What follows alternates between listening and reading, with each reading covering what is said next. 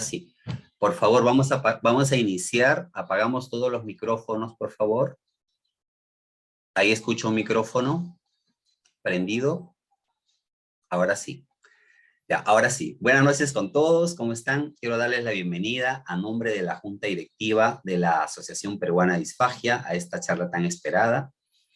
Quiero agradecer a la Sociedad Peruana de Disfagia por la confianza y, por supuesto, a la SLAD por el aval y de una manera muy especial a la doctora Renata Mancopes, quien fue gestora de este esperado evento.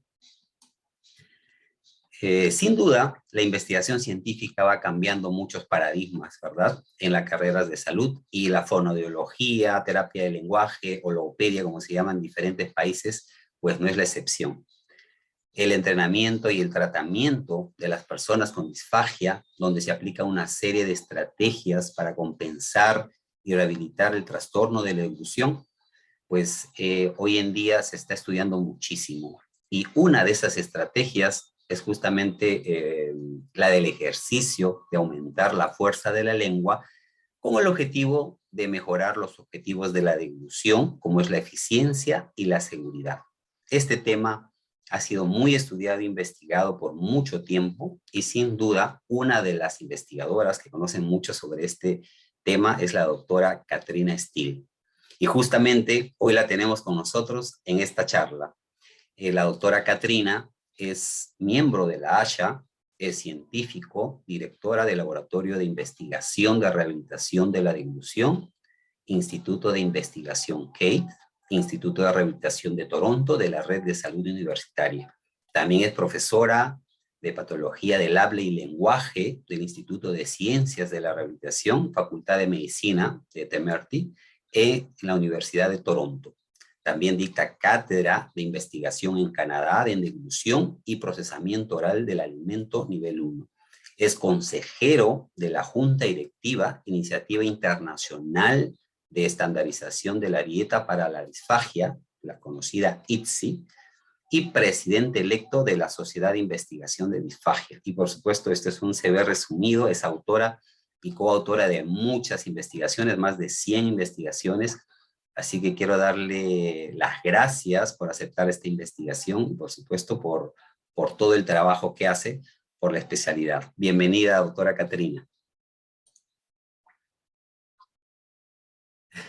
Muchísimas gracias por aceptar.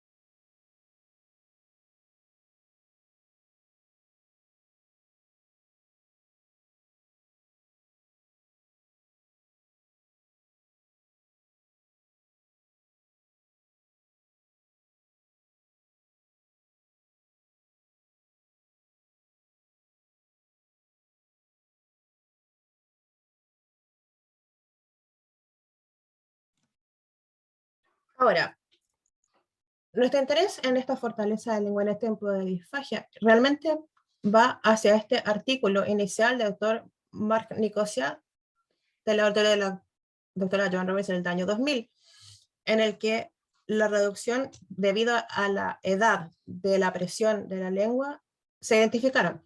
Este es uno de los primeros estudios disponibles en los que la presión de la lengua se midieron durante las tareas de fuerza y de deglución, y se ve acá cuáles son las señales de la deglución que tenían un sensor que estaba pegado a la parte delantera del paladar, y aquí se compararon las presiones en 10 adultos jóvenes con una media de 50 años y adultos mayores de 51 años. Nicosia y sus colegas mostraron que había una presión isométrica máxima bastante menor en los sensores palatales anteriores, medios y terceros en la gente con mayor edad. Por contrato, se puede ver que no hay una diferencia significativa en la presión de la lengua en los distintos grupos etarios en las tareas de deglución. Nicosia y sus colegas sí observaron que los participantes mayores tenían más probabilidad de mostrar un patrón de pico múltiple durante la deglución, que interpretaron como que mostraba un mayor esfuerzo en la generación de la presión.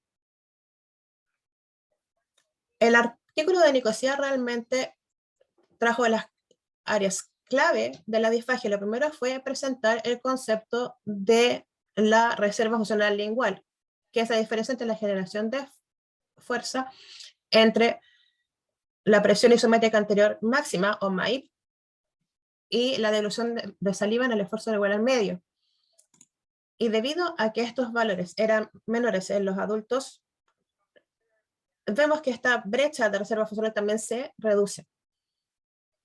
Nicosia y sus colegas concluyeron que esta reducción en la presión de reserva puede dejar que estos adultos mayores estén en desventaja, y en base a sus observaciones de una asociación entre esta generación multipico, dicen que esta generación reducida de la capacidad de deglución con la lengua tiene efectos y puede llevar a la aspiración. Este artículo fue el primero en ocupar el término sarcopenia al describir los cambios de los músculos linguales relacionados con la edad. Y esto realmente dio pie a un interés en el campo para utilizar ejercicios de resistencia para evitar o revertir estos problemas derivados de la edad en la fortaleza muscular, y también interés en el entrenamiento de resistencia lingual como una intervención para la disfagia después de seguir los principios de la medicina deportiva. Pero antes de ver la evidencia para el entrenamiento lingual, me gustaría sugerir que lean dos artículos para que investiguen más en profundidad. Primero, este que lo hizo la doctora Lorian Burkhead, que discute los principios que van tras del entrenamiento para la fortalecimiento de la lengua. Y el segundo es este tutorial del doctor Jeff Klein y la doctora Teresa Jones, que discute algunos principios de neuroplasticidad que deberían considerarse al diseñar estas intervenciones de entrenamiento y ejercicio para la disfagia. Incluyen el usarlo o perderlo, el usarlo y mejorarlo, son los dos principios, además de las ideas del tiempo, la intensidad y la repetición, que puede tener una influencia en los resultados, así como la especificidad de las tareas y la saliencia. Entonces, en cuanto a protocolos para el entrenamiento de resistencia lingual, como ya mencioné, los adultos saludables experimentan una pérdida razonable con la edad de la fortaleza de la lengua, y este hallazgo se ha replicado en muchos estudios desde el paper original que escribió Nicosia y sus colegas. Y en base a eso, el doctor Robbins hizo investigación para ver cuál era el potencial del ejercicio, y específicamente en resistencia lingual, para reconstruir la fortaleza de la lengua en adultos mayores saludables. El doctor Robbins desarrolló el entrenamiento que involucra el feedback biológico ocupando el instrumento de desempeño oral de Iowa que se ve acá en la diapositiva. Este dispositivo tiene un bolo relleno con aire que se pone en la boca y se aprieta con la lengua contra el paladar. Cuando el aire sale de esta bolsita hacia el tubo que está conectado, lo registra un sensor dentro del dispositivo y muestra en kilopascales cuál es la presión y aparece en la pantalla. Durante los últimos 20 años, muchos otros dispositivos para medir la presión de la lengua se han desarrollado, pero por el momento los modelos que usan una bolsita de aire como la del IOPI es el que está más ampliamente disponible. Esta diapositiva muestra los protocolos desarrollados por el Dr. Robbins para el entrenamiento de resistencia lingual que involucra principios de repetición e intensidad. Es un protocolo de 8 semanas en el que la resistencia lingual se practica 3 veces al día en 3 días no consecutivos en la semana. Y en cada sesión práctica hay 10 repeticiones de presiones anteriores y 10 de presiones posteriores. La idea es llegar a un 60% del máximo de la persona en la primera semana y aumentar ese objetivo a un 80% a la semana 2. Y después volver a medir cuáles son los máximos y mantener un objetivo del 80% cada 2 semanas desde ese punto en adelante. Entonces, ¿qué tipo de resultados podemos esperar de este tipo de protocolo? Como pueden ver en el gráfico, el Dr. Robbins y sus colegas mostraron que los adultos mayores saludables pudieron aumentar su presión anterior durante todo el periodo de 8 semanas que tiene el protocolo. Noten acá también que estos participantes comenzaron el estudio con una media de alrededor de 40 kilopascales. Y este es un valor que usualmente se usa en la literatura como un umbral para decidir si una persona tiene fortaleza lingual normal o reducida. Debería de mencionar que hay diferentes medidas con diferentes instrumentos, entonces 40 kilopascales es el umbral que se usa con el IOPI. El Dr. Robinson continuó haciendo un segundo estudio, ocupando el mismo protocolo, pero esta vez en un grupo de 10 pacientes que tenían disfagia posterior a un infarto cerebral. Y estas personas comenzaron su tratamiento con una presión máxima que estaba por debajo de los 40 kilopascales. Y durante las 8 semanas del protocolo, su presión máxima isométrica también aumentó.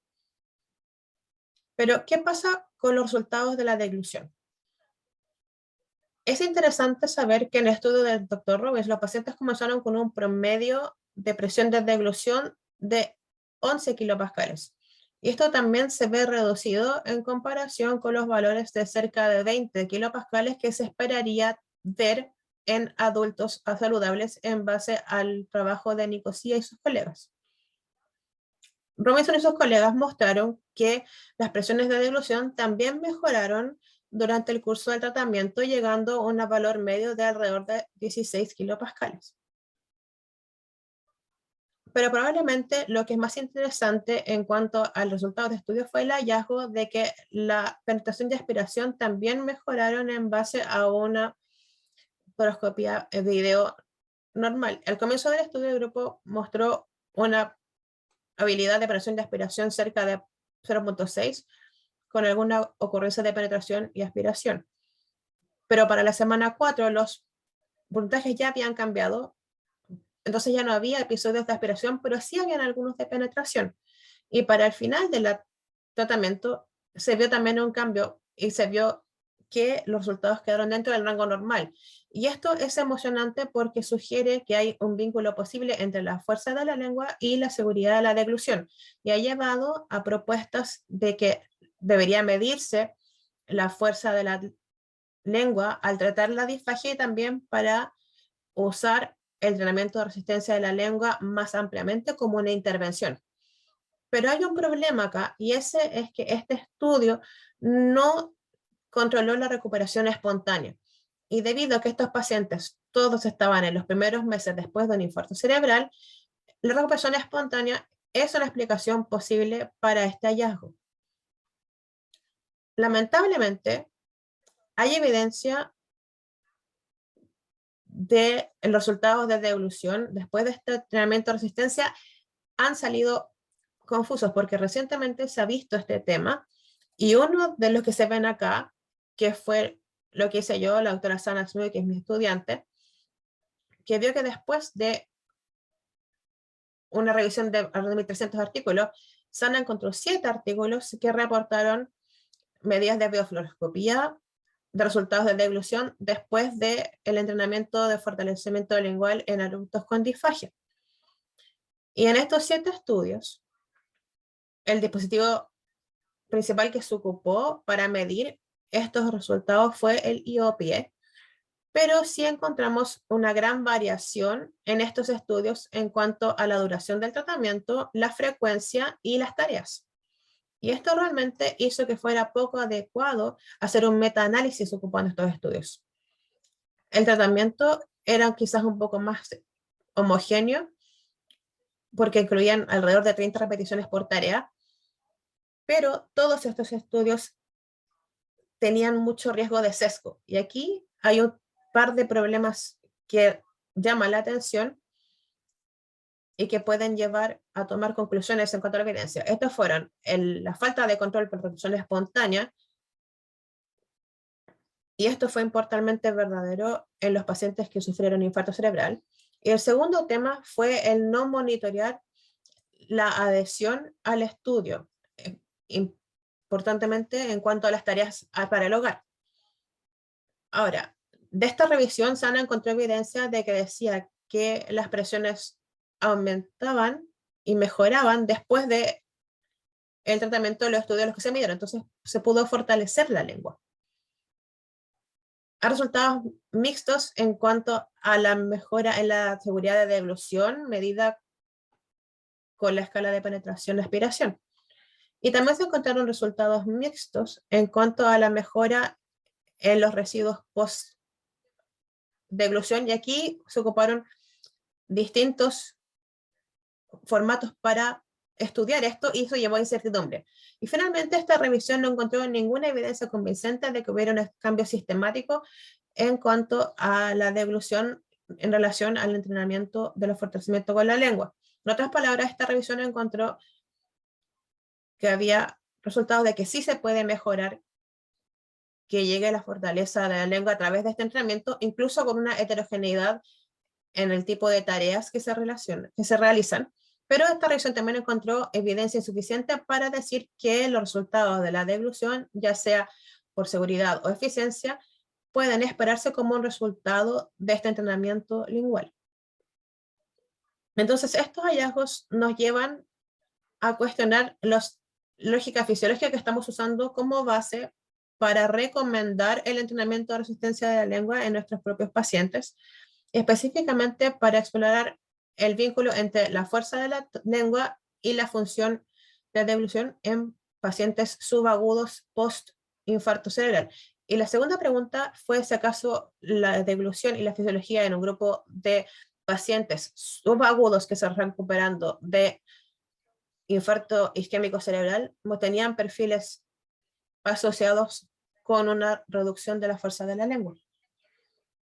En este pequeño grupo de pacientes que tenían un historial de infarto similar y que fueron evaluados dentro de 5 semanas después de su primer infarto cerebral, mostraron que la fortaleza lingual reducida no estaba asociada con un perfil predecible de la fisiología de la deglución.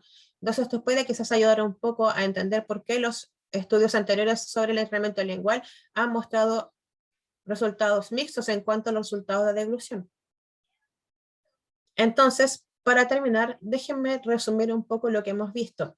Primero, sabemos que hay una fortaleza reducida de la lengua en las tareas isométricas y que se puede esperar en pacientes saludables que envejecen, y también puede aparecer en gente que tiene disfagia después de un infarto o con otras condiciones neurológicas.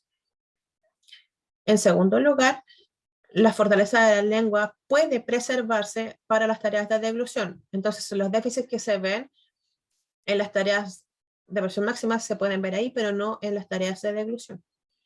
Entonces, los vínculos entre la reducción de la fortaleza de la lengua y patrones específicos de la fisiología de la deglución sigue siendo poco claro.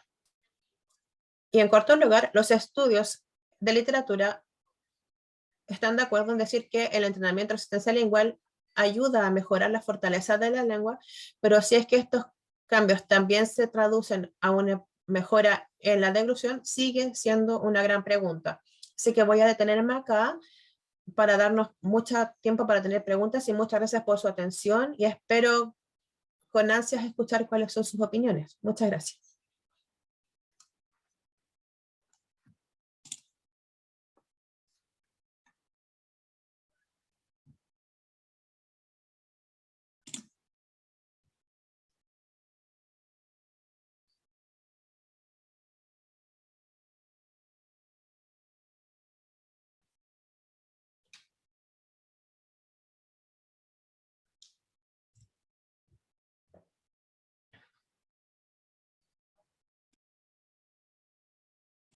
¿Hay preguntas? Ahora sí, ahora sí. ¿Se me escucha? Pues interesante todos los estudios que han presentado, doctora. Muchísimas gracias. Vamos a ver algunas preguntas. Eh, pues mire, hay algunas cositas como por ejemplo, ¿qué hay sobre el desentrenamiento? Que también es conocido como principio de reversibilidad, ¿no? O sea, sabemos que si uno trabaja, en este caso, un ejercicio con el objetivo de mejorar la fuerza, de hecho que se mejora la fuerza. Entonces, y la fuerza es algo que se debe mantener en el tiempo, porque si uno deja de hacerlo, pues disminuye la fuerza, ¿no? Con ese razonamiento, diríamos que si trabajamos la fuerza para mejorar los objetivos de deglución, tendríamos que trabajarlo toda la vida, ¿no? O sea, para tener una deglución sana, digamos, ¿no? Bajo ese principio de estos estudios. Quería su opinión, doctora. Sí, creo que es bastante interesante tu pregunta.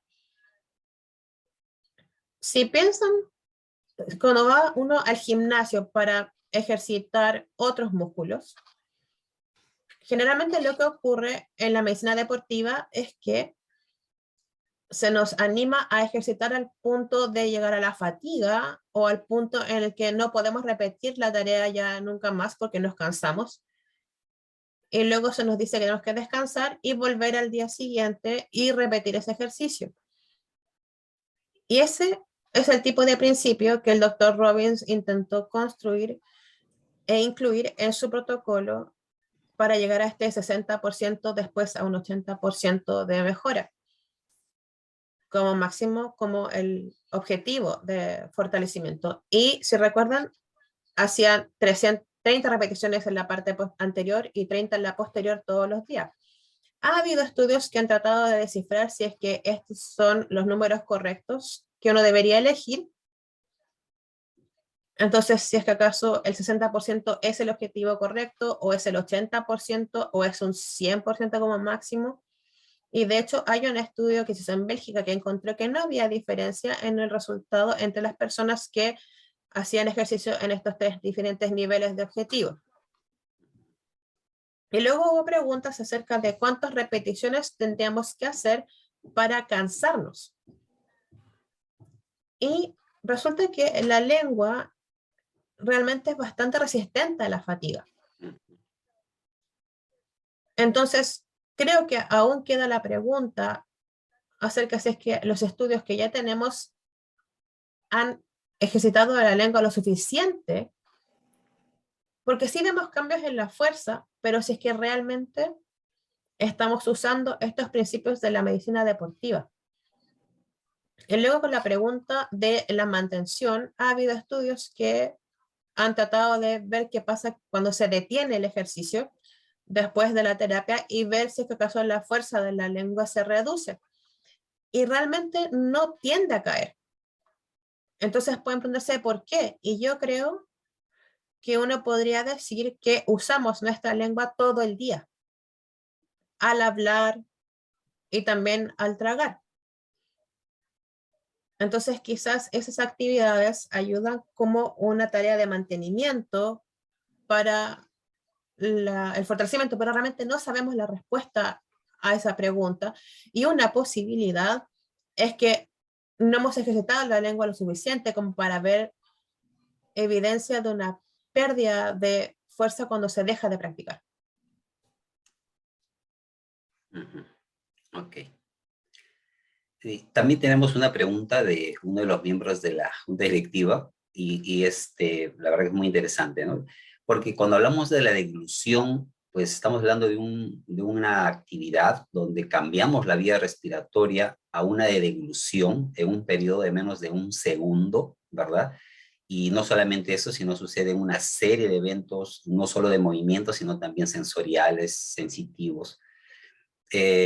¿Y en qué deberíamos realmente centrarnos? De repente estamos muy enfocados en ganar fuerza, pensando que esto puede mejorar la ilusión, y de repente estamos dejando de lado la habilidad, ¿verdad? La habilidad que es trabajar con la función, de repente con la velocidad, con la coordinación, como hay muchos ejercicios, ¿no?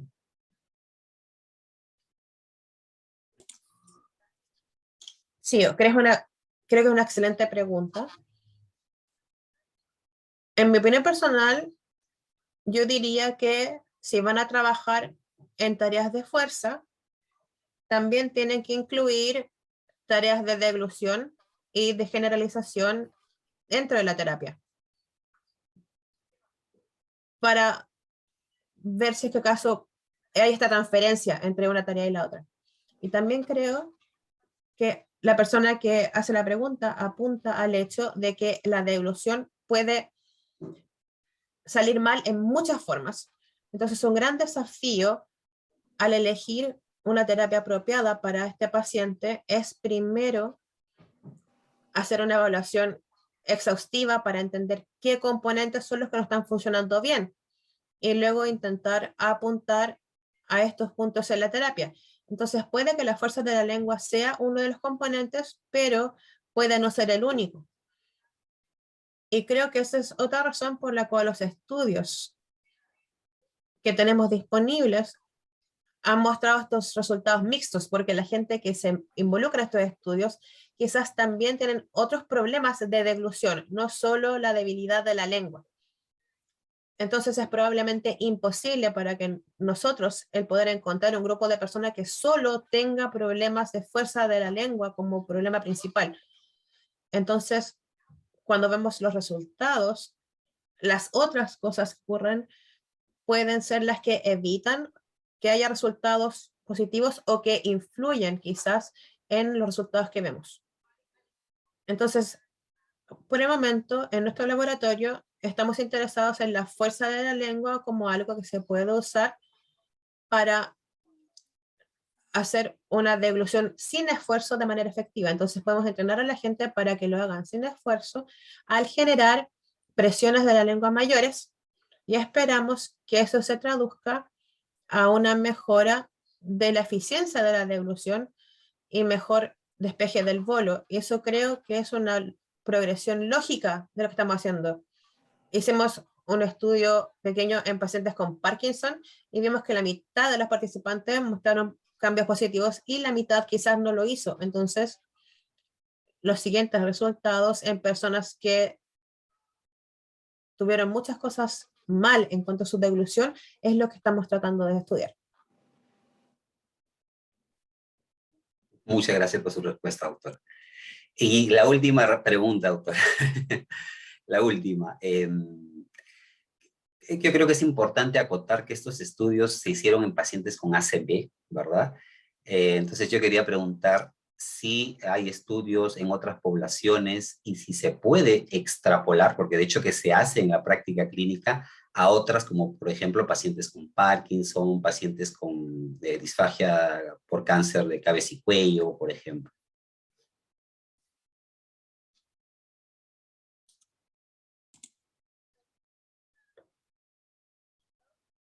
La mayoría de los estudios de entrenamiento de fuerza de la lengua se han hecho en personas con ACV en este momento, pero no todos.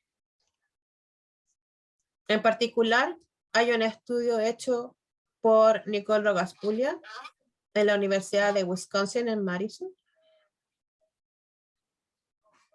donde incluyeron mucha gente en el estudio, muchos tipos de gente, y vieron que había debilidad y problemas de aspiración de residuos, así que tenían ideologías mixtas y mostraron resultados mixtos también.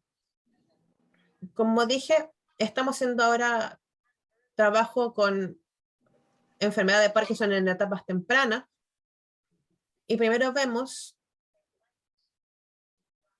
que les gusta interactuar con el equipamiento que ocupamos para tener la retroalimentación, porque si piensan en el tratamiento para el Parkinson para caminar, por ejemplo, si ustedes le dan a las personas algo como un dispositivo para la retroalimentación biológica, trabaja muy bien con eso en el tratamiento del Parkinson. Entonces encontramos que esto también pasa con el EOP y tratamos de enfocarnos en hacer bien la tarea.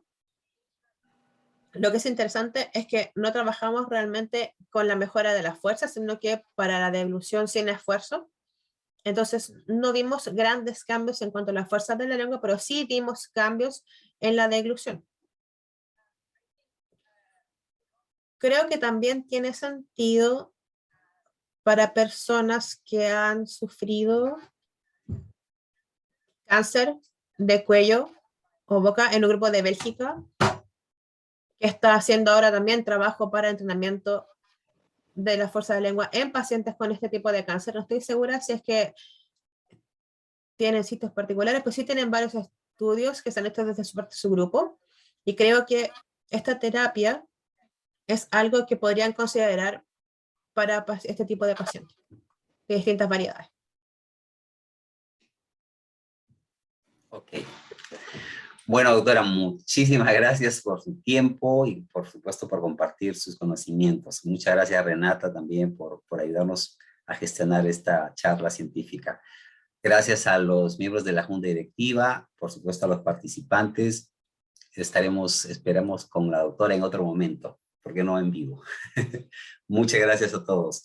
Que tenga buenas noches. Espero que sí. Gracias, muchas gracias. Gracias, Renata. Nos estamos viendo. Chao, chao.